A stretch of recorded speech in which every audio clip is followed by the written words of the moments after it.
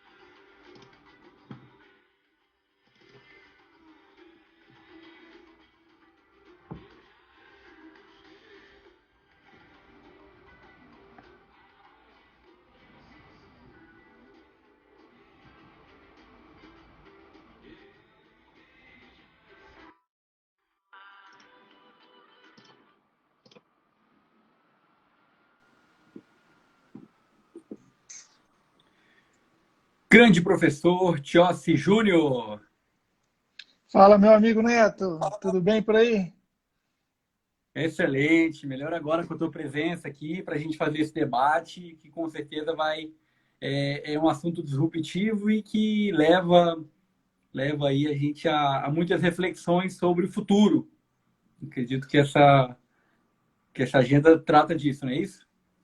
Perfeito, esse tema Smart Cities, contratação de tecnologia da informação é sempre algo relevante. A administração pública ela vem passando por transformações e acredito que a tecnologia ela está diretamente ligada com o sucesso, com a evolução, para que nós consigamos passar não só por períodos como esse de pandemia, mas para enfrentar questões corriqueiras do dia a dia. Tudo isso vem para agregar bastante valor ao interesse público.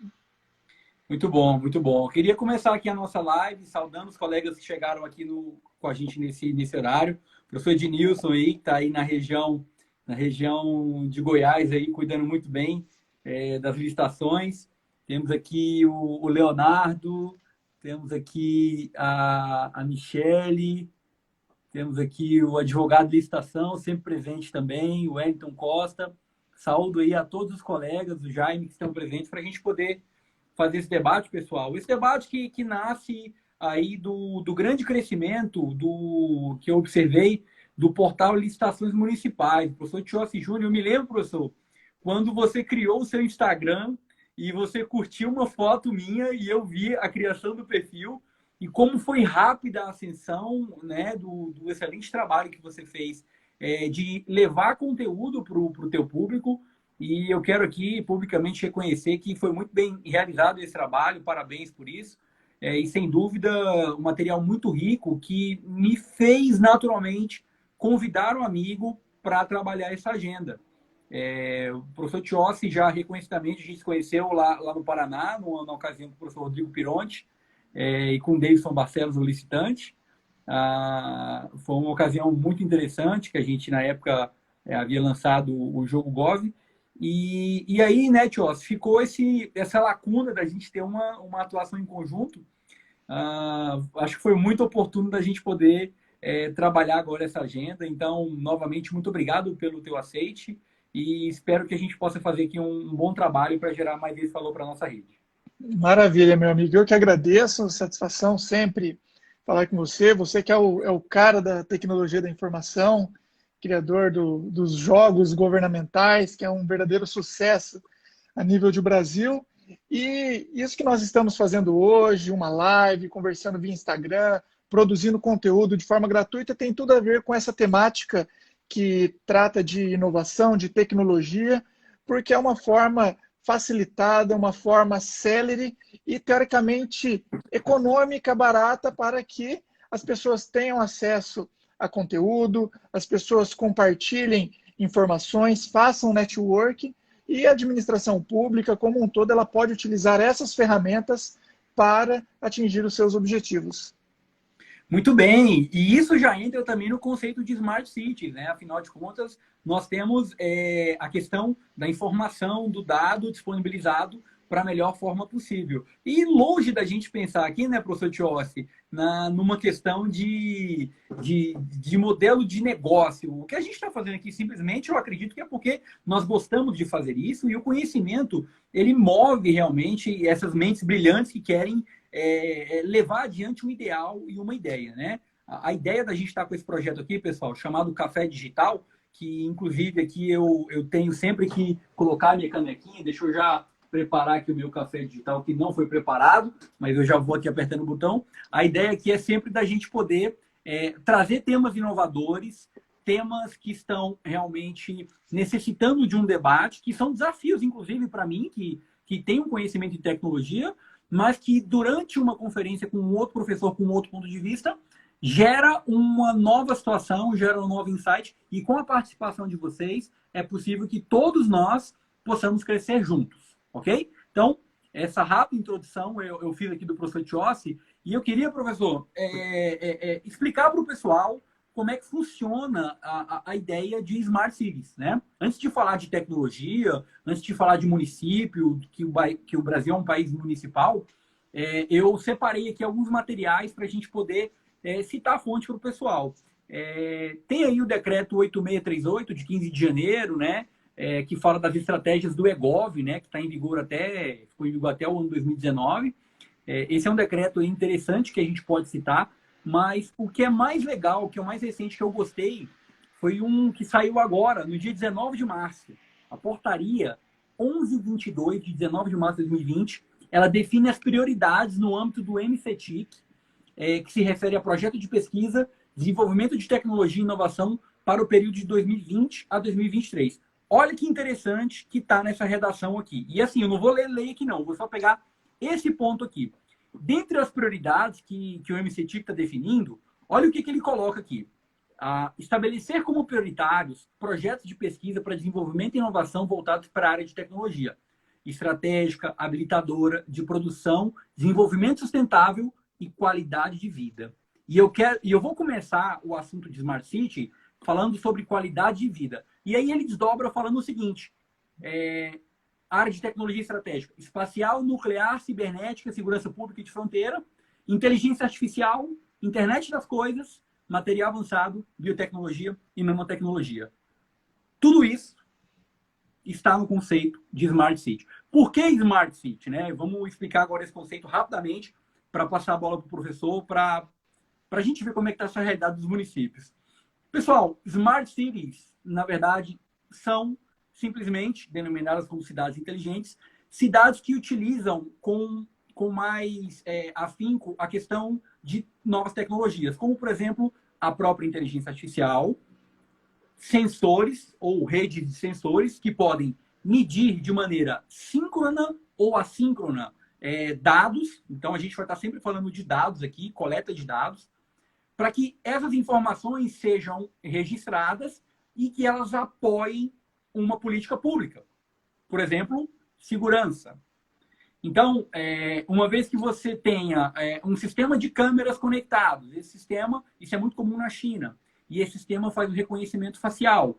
Olha, interessante, esse reconhecimento facial vai poder dizer quem é que está andando na China. Não vamos falar de questão de privacidade nesse momento, mas esse é um ponto, é uma aplicação de uma Smart City. Outro ponto interessante, você está numa rodovia, vê um buraco, geralmente o que você faz? Você vai lá e coloca no Waze, né? Uma outra aplicação é você também avisar o pessoal da política pública, ou seja, no caso aqui no Brasil, do DR ou do DENIT, para dizer que tem um buraco naquela rodovia. Então, aquela informação, aquele dado que é um dado assimétrico, um dado que sai de um cidadão, que não é automatizado por um sensor, vamos dizer assim, ele também vai para essa coisa que a gente chama de internet das coisas. Então, de uma maneira bem compactada, professor Tiossi, eu estou aqui fazendo essa introdução para dizer que Smart Cities na verdade, uma maneira de você ter um controle melhor das tecnologias para apoiar as políticas públicas. E aí nós temos várias cidades ao redor do mundo que estão com Smart Cities funcionando em aplicação. E no Brasil nós temos alguns casos também. E eu queria chamar o professor Tiossi agora nesse bate-papo para... Professor Tiossi, esse contexto todo de tecnologia, muita coisa nova, o que você tem visto pelo nosso país municipal de aplicação ou de efetivamente de uso de Smart Cities. Será que essa realidade está próxima, está distante? Como é que está teu ponto de vista nesse ponto? Neto, eu tenho percebido que essa questão de Smart City é um fenômeno mundial que não tem como ser freado. É a tendência e tudo caminha para que a administração pública, seja federal, estadual ou municipal, busque sempre a tecnologia, a inovação para a gestão dos seus projetos, para a implantação das políticas públicas. Mas o que eu percebo no campo prático é que a realidade municipal, principalmente dos municípios de menor porte, do interior, ainda é algo muito distante. Né? Existe um sonho, é claro, de ter a tecnologia a favor do gestor, auxiliando, porque usar todas essas informações na base estratégica, compilando dados, ajustando informações, inclusive para tomada de decisões, mas isso é ainda algo muito distante. Eu tenho visto a administração pública municipal caminhar ainda em passos muito lentos, embora exista essa iniciativa, exista essa vontade, porém, em razão das estruturas arcaicas, dos métodos ortodoxos de contratação e da carência de material humano mesmo na própria área de tecnologia da informação, existem vários municípios que sequer possuem um setor de tecnologia da informação, algum servidor concursado que tenha formação específica nessa área. Então, às vezes, precisa licitar um bem, por exemplo, uma impressora que seja, um monitor, precisa adquirir um computador. Eles não conseguem sequer elaborar descritivos adequados porque carecem de material humano qualificado. Mas eu acredito que essa é a tendência, né? Independente de ser um problema real, nós precisamos procurar alternativas para que a administração pública como um todo consiga, sim, ter as smart cities, as cidades inteligentes, trabalhando em prol da população. Aí eu vou aproveitar esse teu ponto de vista para dizer o seguinte. Nos municípios que você tem passado, como é que está a questão da internet, banda larga? Está todo mundo bem ou nós ainda temos um problema? Porque não adianta nada a gente falar de cidades inteligentes se a conectividade ainda não está chegando. Qual que é a realidade do Brasil municipal hoje, professor Tios? Perfeito. Isso daí é um grande problema. Inclusive, ele tem ligação direta com o próprio decreto 10.024, que trata do novo pregão eletrônico. Muitos municípios já estão tentando se adequar, porque inclusive o prazo da IN 206 já se esgotou para alguns, outros se esgota agora em junho, e essa preocupação com a internet é algo realmente que está pegando muitos gestores. É lógico que eles dependem da internet para prestação de contas. Por exemplo, aqui no estado do Paraná existe o SIM-AM, que é um sistema de prestação de contas em tempo real, que ele tem que encaminhar as informações inerentes aos processos licitatórios, às prestações contábeis, e de fato os municípios possuem internet. Agora, o grande X da questão é se existe uma internet capaz de suportar todas essas informações que uma Smart City realmente necessita. Porque uma coisa é ter internet para as atividades convencionais, para o dia a dia. Outra coisa é ter um suporte para receber essa quantidade de informações, para armazenar essas informações. Então é aí que está o grande X da questão. E aí nós, inevitavelmente, nós entramos numa agenda de tecnologia. Implantar conectividade ao ponto de poder receber uma quantidade grande de sensores, realmente para a questão de desenvolvimento de novas redes, né? A gente sabe aí da ideia do 5G, né, que melhoraria exponencialmente a conectividade em todo o país. Mas até para você trazer esse tipo de tecnologia, demanda infraestrutura, demanda investimento, e não é algo que você possa fazer num instalar de dedos. A gente já sabe que a China está muito evoluída nisso. Existem grandes corporações que já atuam nessa agenda. E, obviamente, a ideia aqui, como é dar um panorama geral, a gente não vai aprofundar nesse ponto. Mas, realmente, ponto número 1, conectividade é algo que é crítico. Então, levando um pouco para a nossa agenda de contratações, que eu vou falar um pouco mais à frente, os municípios que não tiverem pensando nessa agenda, que não tiverem ainda a capacidade de ter uma conectividade integrada e de qualidade, podem ter mais dificuldade para implantar essas tecnologias com mais sucesso. Afinal de contas, elas vão exigir uma banda muito mais eficiente e muito mais dinâmica para atender esses recursos. Tão mais, né, recurso de vídeo para poder dar mais acesso às informações. Outro ponto que eu quero trazer aqui também é com relação à exclusão digital. Porque, olha só, ao mesmo tempo que nós temos a colocação de uma internet ampla para os municípios, isso pode gerar também uma desigualdade, onde quem tem mais condição pode ter acesso e quem não tem também pode ficar de fora. Já viu por aí alguma situação em que a exclusão digital bateu de frente com um tema de compra pública? E eu quero dizer o seguinte, às vezes o órgão ou não tem orçamento, ou não tem gente para fazer a contratação, ou não sabe nem pedir porque não sabe o tamanho do problema. Já viu alguma realidade assim? Perfeito, Neto. Em relação à conectividade que nós abordamos há pouco, de fato eu já senti isso na própria pele, eu que tenho viajado o Brasil, visitando municípios, com consultoria, com capacitação. Tem cidades que nem o próprio 4G do celular acaba funcionando. E dependendo da operadora também não funciona, só tem operadoras específicas.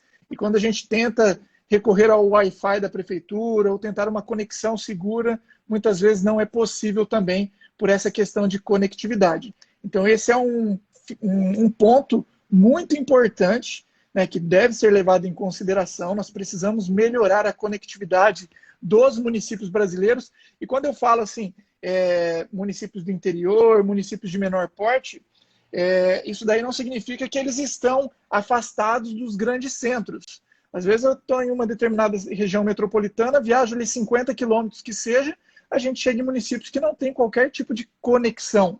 Então não são aqueles municípios afastados, assim, é algo realmente do dia a dia e que de fato faz toda a diferença. Agora, essa questão da exclusão é um fenômeno que acontece, né, se nós nos apegarmos às próprias licitações eletrônicas, que seja.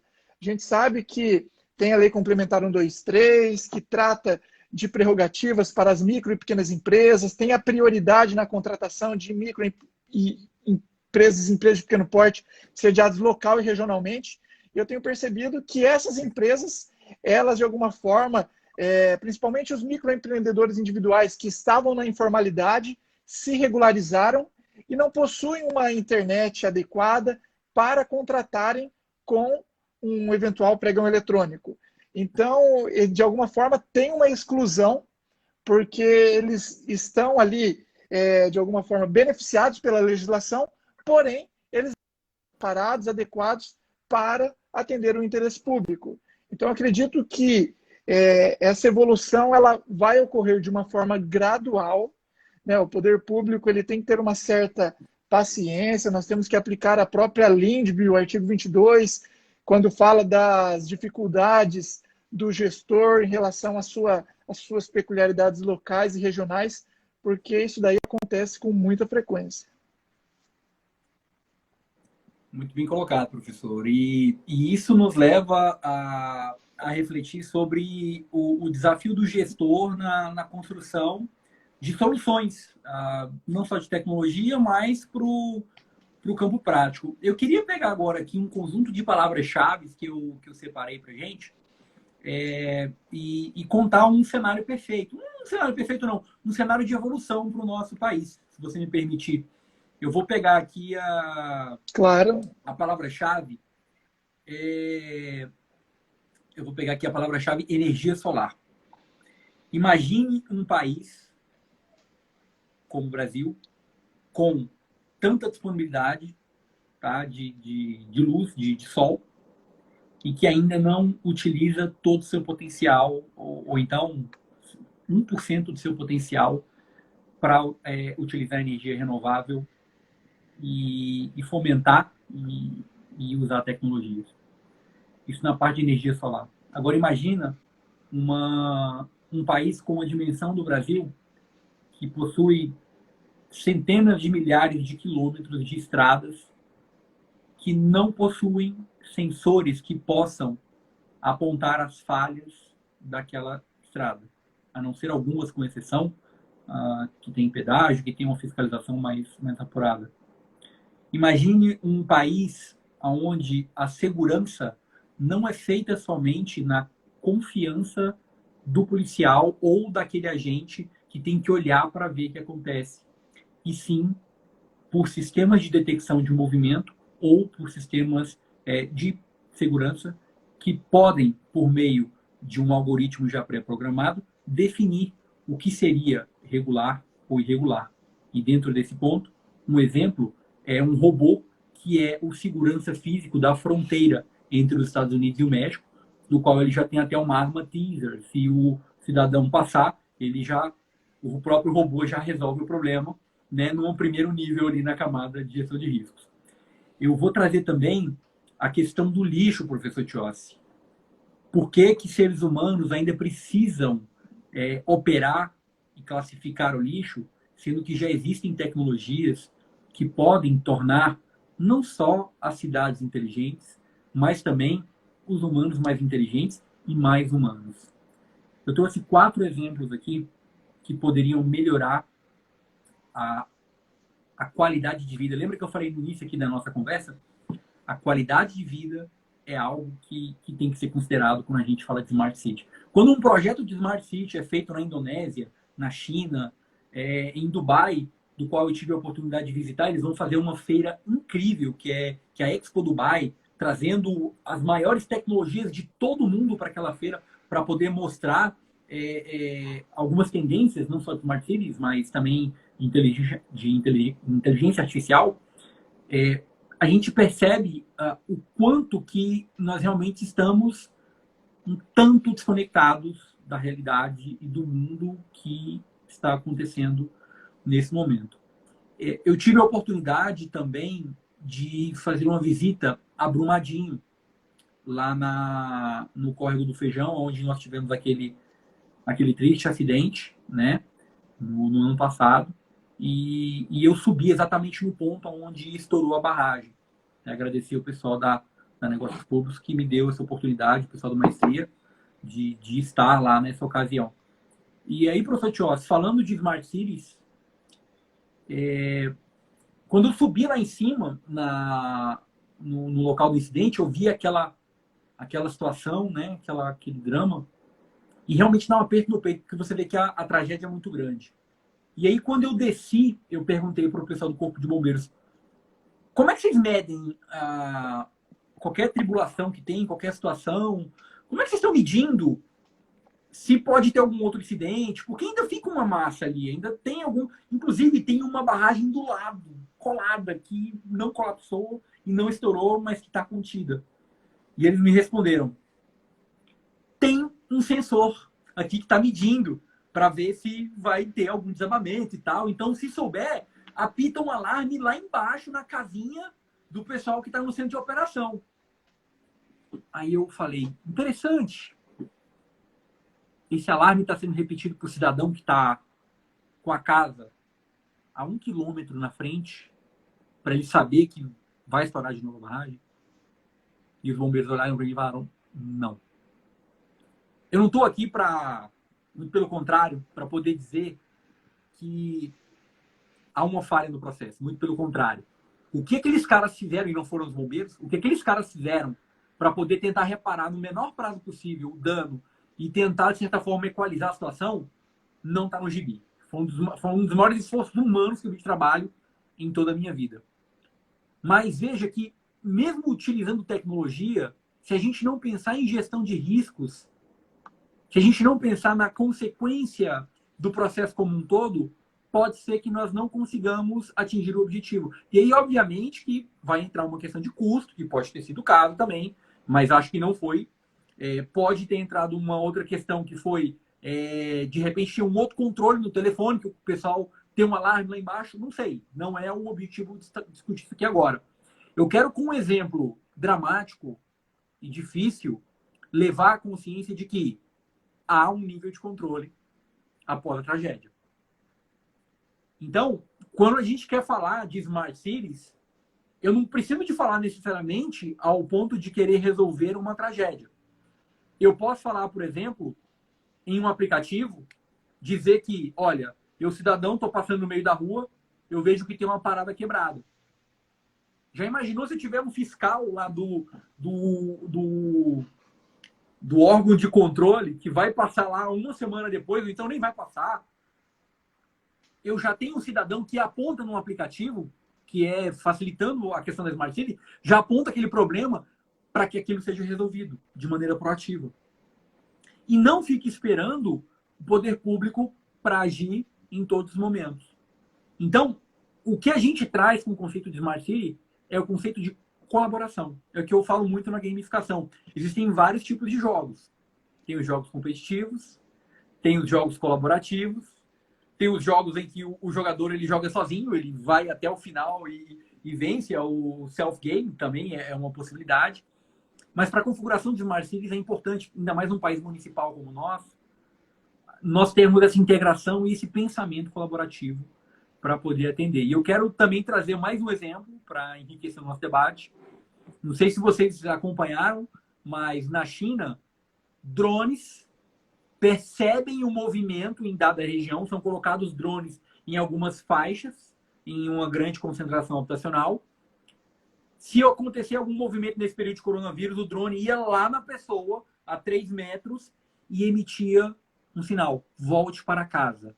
Você não tem autorização para sair nesse momento. Eu adoro brincar de drone. Eu piloto drone aqui em casa. O drone que eu tenho não faz esse recurso, ele até tem a questão da detecção do movimento.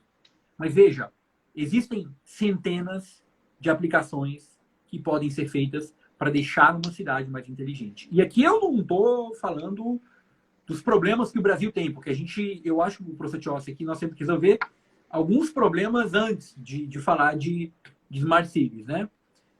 Mas eu queria passar a bola para você e ver o que você acha dessas opções que eu passei, possíveis, interessantes para o nosso país ou ainda distantes de uma realidade que precisa ser aprimorada. Muito interessantes as reflexões. Você tocou num ponto que eu acho que é o cerne da questão, que é a gestão de riscos. Né? Isso daí faz toda a diferença, não só na administração pública, mas na iniciativa privada ou qualquer projeto pessoal que seja. Acredito que é interessante nós avaliarmos, mensurarmos os riscos. Mas essa questão de gestão de riscos, principalmente em âmbito municipal, é algo desconhecido.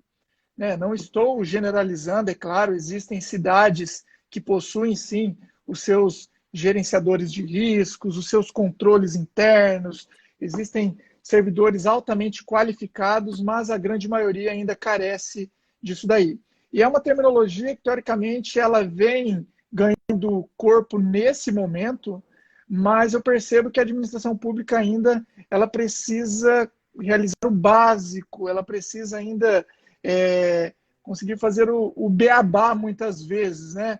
Então, quando a gente está falando de Smart City, ao mesmo tempo que é algo tão próximo, porque a iniciativa privada tem isso de uma maneira tão fácil, no nosso dia a dia a gente tem acesso a essas tecnologias da informação, quando a gente viaja por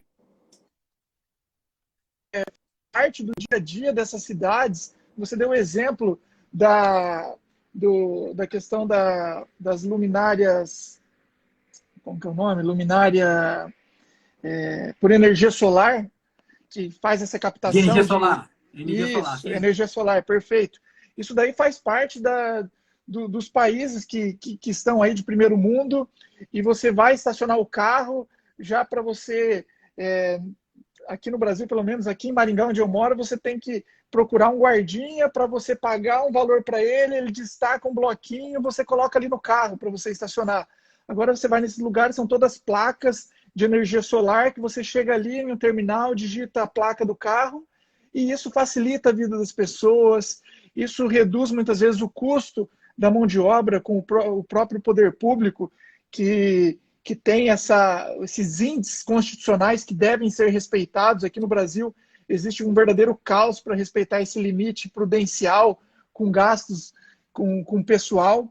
Então, eu vejo que ao mesmo tempo que está perto da administração pública, ainda está muito distante. Né? Mas nós não podemos desistir, é claro.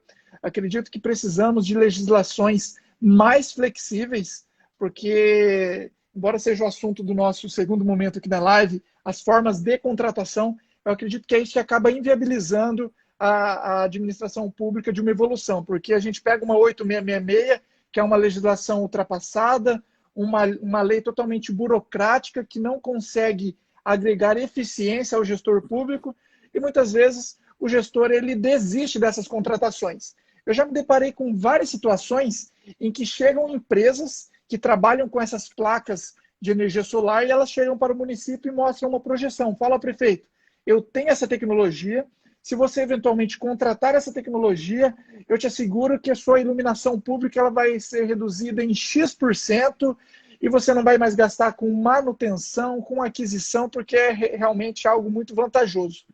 Mas daí o poder público faz a seguinte pergunta: como que eu contrato isso? Então, eles simplesmente desistem, eles abortam essa iniciativa justamente porque eles não sabem como contratar.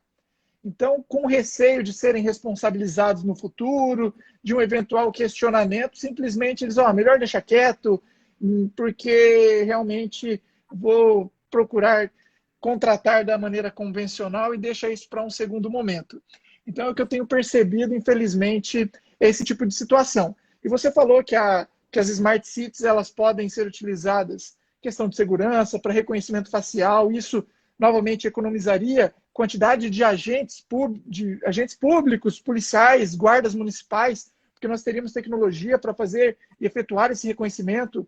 Aqui no estado do Paraná, que a gente tem a fronteira com o Paraguai, lá na Ponte da Amizade, foi implantado recentemente essa tecnologia de reconhecimento facial. Então, acredito que foi um avanço sem precedentes, porque ali acontecem as mais variadas situações e seria algo muito interessante que nos próprios municípios existisse esse tipo de tecnologia também. E um exemplo, meu cunhado, ele trabalha com recursos humanos. E hoje em dia está todo mundo utilizando essas máquinas para você chegar ali, horário de chegada, horário de saída, para que você Ponto de fato eletrônico. defina isso, ponto eletrônico, para que você defina a sua hora de trabalho. E ele desenvolveu, nessa empresa que ele trabalha, agora em razão do home office, está todo mundo de home office, essa tecnologia que faz o reconhecimento facial. Então, a partir do momento em que a pessoa acessa o computador, já tem um reconhecimento facial e já bate o ponto eletrônico dela. Então, olha só, a iniciativa privada consegue implantar isso, o poder público implantar esse tipo de tecnologia. Professor Tiossi, incrível que você colocou. Eu acho até indo um pouco além na discussão que a métrica não deveria ser a hora, mas tudo bem, né? Mas estão fazendo assim, não é tão inteligente em algum contexto, né? Alguns contextos, mas também não é papo da nossa agenda de hoje. Eu queria fazer uma pequena pausa aqui, saudar aqui algumas pessoas aqui o professor Marcos Melo aí do Serpro, meu grande amigo, está aqui com a gente. Aqui a Amanda está aqui também. O Nazário, o Wellington. Aí o nível está subindo aqui, professor Tiossi. O professor Eduardo Guimarães está aqui, famosíssimo aí nas redes sociais. Minha amiga Licitar está aqui também, famosíssima, fez uma live top com o professor Jamil esses dias. Jamil, aliás, está um perigo, tá? Todos os lugares que imaginar, é o cara mais omnipresente desse grupo de professores aí. Aqui, João Vinícius, Flaviana Paim. Flaviana, eu tenho que conversar com você ainda, porque eu tô cheio de coisa, mas ainda vou te ligar esse mês ainda, viu? Fique tranquila. Angelina, inclusive a Angelina mandou aqui, o MCTIC está com uma contratação para a Cidade Inteligente faz 3 anos e não decolou ainda. Angelina, eu tenho só um comentário a dizer. Nos eventos que eu tenho lido de Smart Cities e os autores que eu tenho lido sobre esse tema, para mim é muito fácil. A iniciativa privada realmente tem colocado soluções. As soluções já estão prontas. Falta só boa vontade política e querer acontecer. Eu tive num jantar com o ministro Marcos Pontes, antes dele assinar como ministro, exatamente uma semana antes. Foi uma agenda da Google, que a Google promoveu aqui em Brasília. E o ministro foi muito claro ao dizer, nós vamos batalhar para fazer, vamos ver como é que vai ser. E eu achei muito legal, porque a portaria que eu li para vocês aqui no início da nossa live é totalmente coerente com o que ele tinha prometido. E olha, 1 ano e meio para poder fazer esse tipo de trabalho é um tempo razoável para você soltar um trabalho de qualidade. Então, esse passo já foi fundamental para a gente talvez destravar a Angelina. A Angelina que trabalha, se não me engano, ela é pregoeira lá do MCTIC, e eu torço muito para que uma contratação de Smart City seja feita para poder aprimorar essas soluções, né? E ajudar o nosso setor público a melhorar e a inovar. E aí eu vou entrar na agenda já de tecnologia da informação, deixa eu só ver aqui, professor Jonas Lima. Jonas, esse papo aqui para você acho que é tranquilo, né? Nos Estados Unidos, Smart City é default, né? Não precisa de pensar em outra coisa. Aqui a gente ainda está patinando, está precisando de evoluir esse tema aí.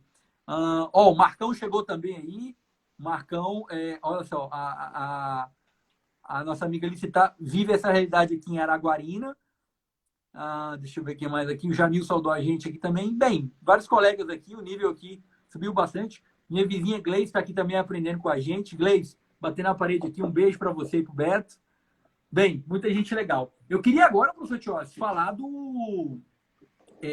falar das contratações de TI nesse contexto, né?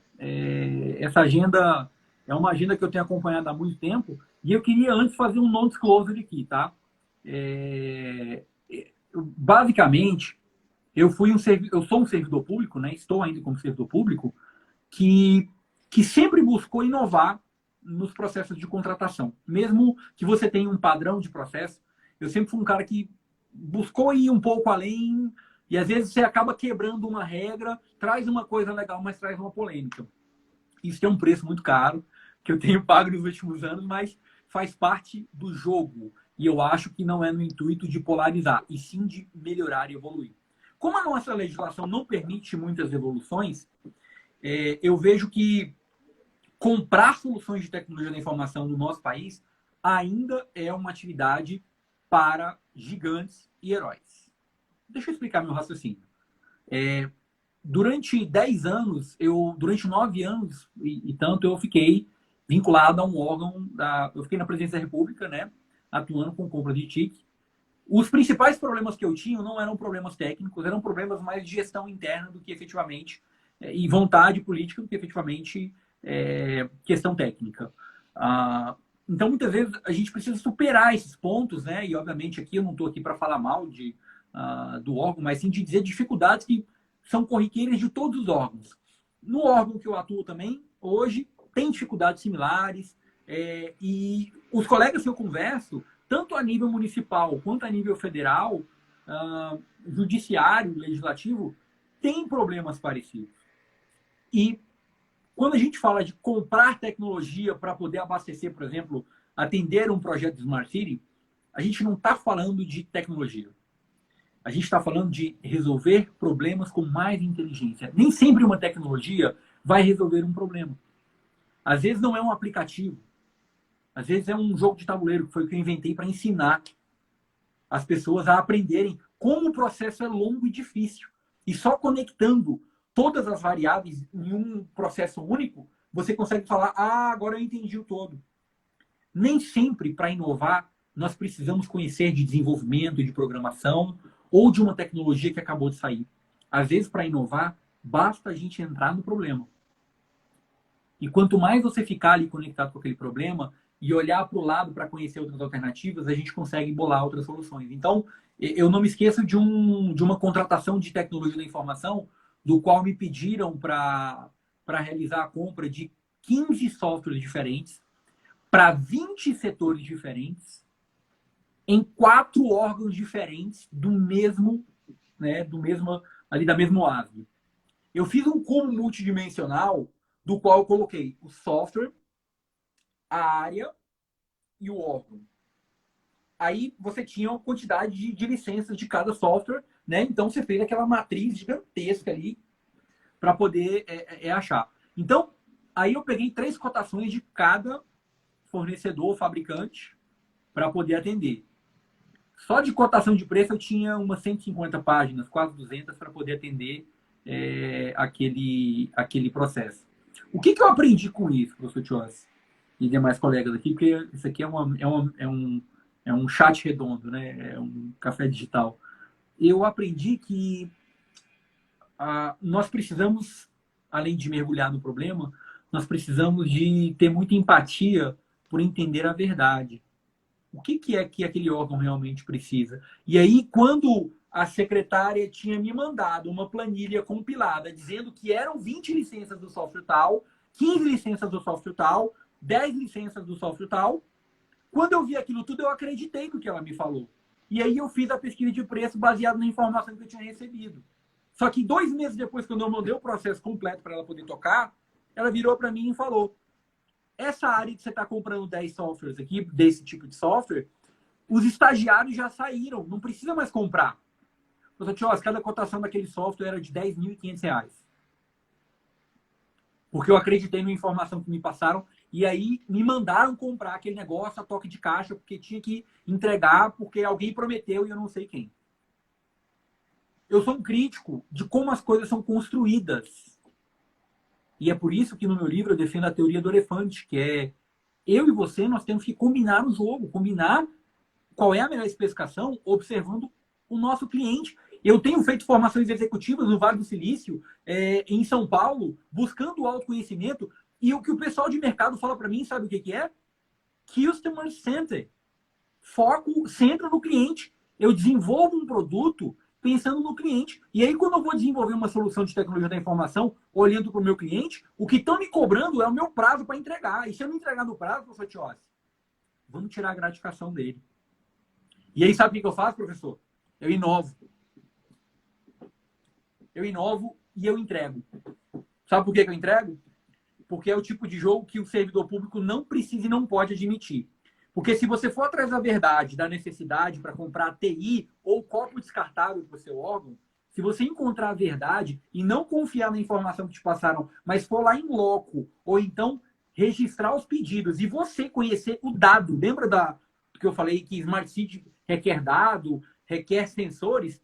Você é um sensor, você é um ponto. Se você encontra a verdade e os dados e documenta isso no processo, você encontra a verdade do processo e você pode propor a solução com segurança para evitar os questionamentos do controle interno e também do Tribunal de Contas da União.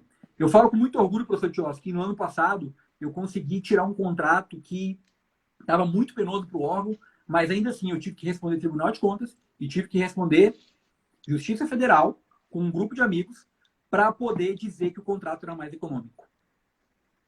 Nós passamos 1 ano nos defendendo porque nós mudamos uma métrica de um contrato que não estava funcionando.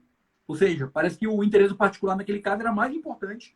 E aí eu não quero aqui também entrar na agenda de... Eu vou falar com o Marcos Alcântara sobre controle, sobre o ponto de vista do controle, porque uma coisa é quem faz contratação, outra coisa é quem fala sobre. Eu quero deixar isso muito claro, porque quem faz contratação sofre diariamente dificuldades que vão muito além do que a gente imagina. São noites sem dormir, preocupações que vão e só pesam muito mais o cargo que você tem e nos deixam, muitas vezes, com o humor um pouco alterado. Então, eu fiz esse rápido desabafo aqui, professor Tiossi, porque eu acho que o nosso público que está aqui é um público que está atento à questão do posicionamento aí do servidor público, mas eu acredito que realmente nós precisamos de conhecer a verdade, porque senão não dá para fazer uma contratação de tecnologia da informação para resolver um problema com tecnologia que ainda não foi resolvido pelo processo. Então, eu chamo a atenção, a nossa chamada foi Smart Cities e contratações de TI. Para mim, não faz sentido buscar soluções tecnológicas se o nosso processo ainda não está definido, se ainda mal sabemos o que queremos, se a internet ainda não chegou nos municípios da maneira com que a gente está imaginando. Então, eu não sei se faz sentido para vocês isso daí. Faz todo sentido, principalmente essa questão da busca da verdade. E vem ao encontro do que o Hudson Albino aqui comentou. A falta de diálogo dentro da administração é realmente fator gerador de problemas. E isso eu percebo realmente como acontece no campo prático. Vem uma determinada demanda de uma secretaria específica, eles passam para um estagiário ou para uma outra pessoa que não tem relação direta com aquela demanda, que não entende, ela vai lá, protocola no setor de compras, protocola no setor de licitação. Aquele outro servidor que recebeu esse documento, ele não conhece de fato qual a necessidade. Muitas vezes um termo de referência, um projeto básico não está elaborado da forma adequada e o processo ele já começa todo errado. Então é necessário um diálogo, é necessário que todos os agentes envolvidos em uma contratação de fato conversem antes que ela realmente tenha início, para que todos saibam quais são os objetivos, qual é a real necessidade. Eu acredito que isso vai otimizar tempo, isso vai reduzir esforços, isso vai reduzir brigas internas que acontecem, né, uma verdadeira queda de braço entre setores, para saber quem está certo, quem está errado. Na verdade, não é esse o X da questão. Nós precisamos resolver problemas, porque às vezes o processo chega numa controladoria, ou às vezes o processo chega em uma procuradoria e simplesmente ou fica parado, porque o procurador ou tem receio de dar um parecer, medo de, eventualmente, sofrer uma ação civil pública ou alguma penalidade e responder de forma solidária, ou simplesmente ele fala que não pode, mas não mostra quais são os caminhos, quais são as alternativas. Então, assim, falta diálogo, né? Diálogo é algo primordial dentro da administração pública. E para que a gente consiga implantar uma Smart City, sem sombra de dúvidas, tudo que você comentou, é a conectividade, a busca pela verdade, a inovação por parte dos municípios, planejamento, gestão de riscos, isso daí são peças fundamentais para que esse projeto, de fato, aconteça. Mas entrando na temática da contratação, eu vejo que aí também é um grande problema. Vamos desconsiderar tudo isso que a gente já falou, que também é um óbice, existe de fato e impede a evolução digital da administração pública, mas a legislação e os meios ortodoxos de contratação realmente eles impedem essa evolução. O poder público ele não sabe se ele abre uma contratação mediante concorrência, tomada de preço, se faz por técnica e preço, se faz pelo menor preço, se abre um pregão, se isso é considerado como bem ou serviço comum, se abre eventualmente uma inexigibilidade de licitação. Então já começa pela dificuldade em saber qual é a modalidade, qual é a metodologia adequada para contratar. E daí a gente entra numa outra seara, que é da jurisprudência. Existem as mais variadas decisões no âmbito do Poder Judiciário, no âmbito dos tribunais de contas, tem várias decisões do TCU, dos tribunais de contas estaduais, que serviços de tecnologia da informação, muitos deles são padronizados e por conta disso caberia um pregão, mas daí a gente sabe as consequências de um pregão, ele no campo prático ele acaba buscando o menor preço, e o menor preço nem sempre é o melhor preço, e isso acaba fazendo com que o poder público pague muito mais caro, porque vai ser necessário novamente uma rescisão contratual ou uma não adjudicação ou homologação, uma revogação que seja do processo licitatório, abertura e instauração de uma nova licitação, e daí tem os custos para instaurar essa nova licitação. Você bem disse que teve um caso que chegou para você, que era R$10.000 para aquisição desses softwares, depois chegou ao seu conhecimento que não teria mais necessidade. Então tem a sua hora técnica, tem os custos diretos e indiretos envolvidos, e a gente precisa levar isso em consideração. Então eu vejo que a grande dificuldade, principalmente em âmbito municipal, é essa dificuldade de planejar e saber qual é a modalidade e o meio adequado para licitar serviços de tecnologia da informação. Só para você ter uma ideia, nós tivemos um caso em um município de um porte considerável, com mais de 100 mil habitantes, e era uma licitação para aquisição de computadores, impressoras e scanners. O processo foi instruído como um pregão, chegou na Procuradoria Jurídica, a procuradora, ela mandou voltar o processo, porque, na opinião dela, a modalidade adequada seria uma tomada de preço por técnica e preço. Então, olha só, isso aconteceu ano passado, 2019, um município com mais de 100 mil habitantes, e a Procuradoria voltando um processo, porque, para ela, computador, impressora, scanner não se enquadravam como bens e serviços comuns. Eu acredito que ela estava olhando aquele decreto da 3555 de 2000, que ele tinha um anexo que foi inclusive revogado, que impedia licitar bens de informática, porque naquela época o entendimento é que eles não se enquadravam como bens e serviços comuns. Então, olha só a dificuldade real que existe nos municípios. Verdade, professor. E eu quero até já que a gente está falando um pouco mais de contratação de tecnologia da informação, eu quero aqui, a título de último exemplo dado no nosso tempo aqui, contar uma história para vocês. Uma história real que eu vi. Eu fui dar um treinamento em um estado da região norte, em um determinado órgão de um determinado poder. E a grande dificuldade deles era para que fosse realizada uma contratação de tecnologia da informação para aquisição de uma solução de inteligência artificial para resolver um determinado problema. Que era um problema que iria, digamos, iniciar o assunto de Smart City. Ok? Eles ficaram 1 ano e meio patinando e tentando ali fazer aquela contratação. E o processo era impugnado, o processo ia, voltava, o edital era republicado. Isso aconteceu 4 ou 5 vezes, até que no meio do caminho contrataram o meu treinamento. E quando o pessoal contrata meu treinamento, uma das coisas que eu peço é: me manda 3 processos aí que deram um problema que vocês querem resolver esse assunto.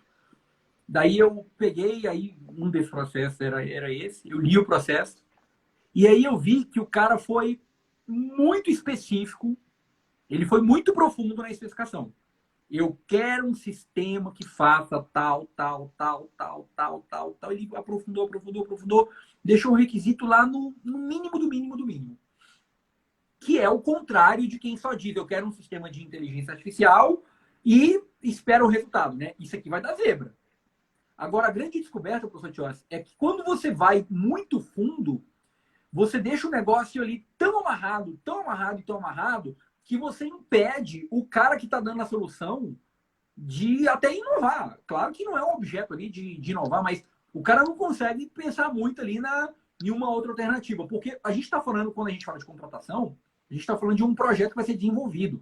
Quando você fala de desenvolvimento de software, eu já tive a oportunidade de fazer algumas fábricas de software já, você tem que ter margem para poder avaliar aquele produto e medir o nível de serviço, ou então medir o resultado, para ver se efetivamente o teu resultado está atendido. Então, a melhor métrica, geralmente, para você desenhar soluções desse tipo, pode ser o produto fechado. Mas tem que tomar cuidado com o muito profundo e com o muito superficial. Tem uma conta de equilíbrio nesse ponto, em que você deixa o fornecedor com entendimento claro daquele projeto. Ele pode fazer o projeto do jeito que ele achar melhor. Ele pode fazer com Lego, ele pode fazer com tabuleiro, ele pode fazer digital, ele pode fazer desenho em folha de papel, ele pode fazer o jogo que ele quiser. Mas ele tem que resolver o seu problema. O que tem que estar claro? É o seu problema que você quer resolver. Muitas organizações confundem o problema com a solução. Então, o pessoal pode dizer: eu preciso agora do Smart City, né? Agora que você falou, aqui a gente precisa, tem rua esburacada, está precisando de energia solar mesmo. Não é por aí.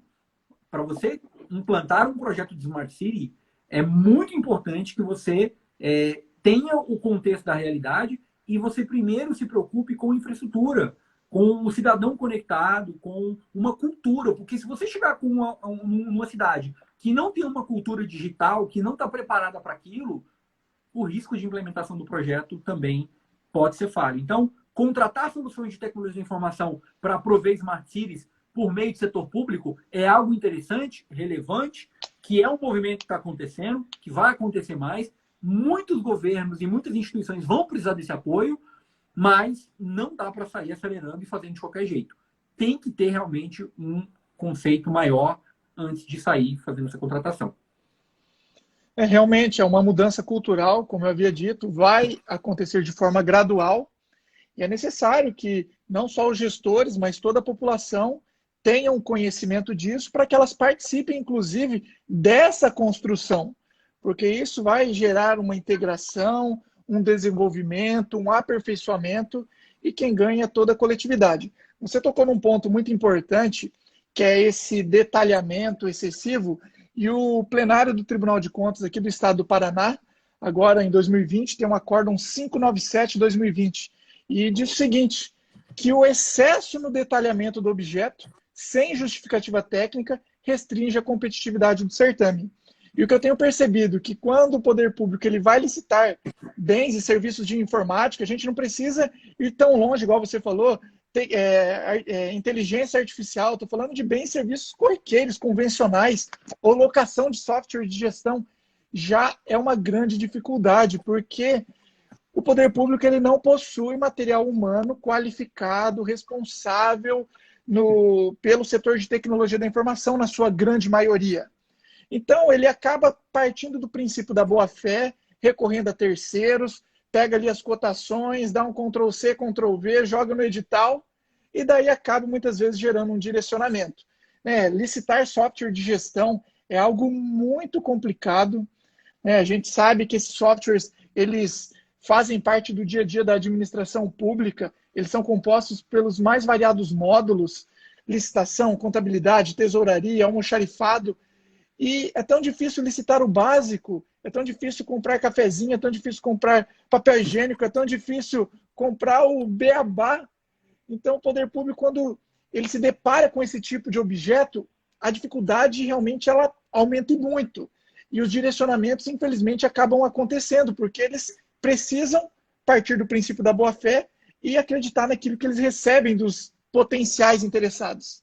E eu quero aqui dizer para vocês que nós temos auditores do TCU aqui nessa live agora. É verdade. Nosso amigo Wesley Vaz está aqui, grande palestrante. Colocou um olhinho aí, ó, só de olho. Eu já chamei ele para uma live, ele falou que a oratória dele não é boa. Isso é papo furado, tá? Não acredito, não. Aguarda aí para a gente poder debater um tema e gerar valor. Mas, aproveitando a oportunidade, professor Wesley, falamos aí de Smart City para provocar o assunto com a comunidade, né? A ideia é bem simples, é para a gente fomentar aqui nesse canal assuntos que são interessantes para todos. Gostei do que o W.S. Mello falou, muito bacana, né? Que precisa entender a demanda correta. Eu queria aproveitar, professor Tiossi, nesses últimos 3 minutos que nós temos, para dizer o seguinte: quem quiser entender mais sobre essa teoria da demanda, manda um direct para mim. Não coloca aqui. Manda um direct para mim. Eu vou criar um grupo no Telegram, tá? Isso aqui eu inventei agora. Eu vou criar um grupo no Telegram e eu vou, eventualmente, estar postando áudios sobre essa teoria da demanda, que é a teoria que eu defendo no meu livro, que foi fruto da minha dissertação de mestrado em gestão de riscos na Universidade de Brasília.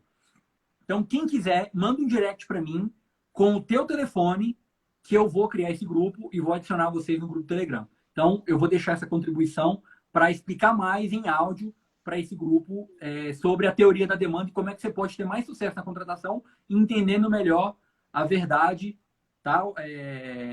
Melo Souza, pode mandar aí que eu vou gerar esse valor para vocês aí.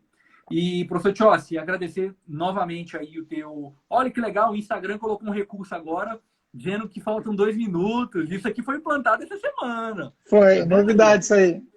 O pessoal tá agora ouvindo aí os consumidores. Muito bem. Professor Tiossi, muito obrigado pelo teu tempo, pela tua agenda, disponibilidade. Foi sensacional conversar com você. Você é um grande parceiro, admiro muito o teu trabalho, novamente, repito isso daí. Parabéns pela iniciativa da Live com as Mulheres. Saúdo a todas as amigas que estão lá. Muito bonita essa iniciativa. E, novamente, muito obrigado pelo seu tempo e pelo seu trabalho aqui no nosso canal.